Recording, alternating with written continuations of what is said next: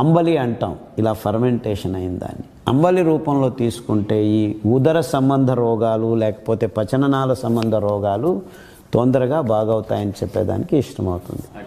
కషాయాలు మెంతి ఆకుల కషాయం చాలా ముఖ్యంగా బాగా పనిచేస్తుంది. కానుగ ఆకు కషాయం, తర్వాత తమలపాకు కషాయం, తర్వాత జీలకర్ర కషాయం. మెంతులు కూడాను, మెంతులు ఆకు మెంతులు రెండును సపరేట్గాను కషాయాలుగా తాగవచ్చు. జీలకర్ర చాలా ముఖ్యంగా పనిచేస్తుంది.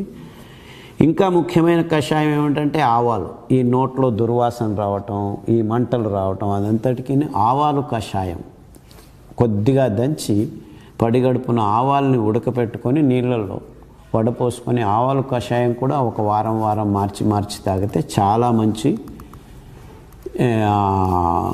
ఆరోగ్యం మన సొంతం అవుతుంది.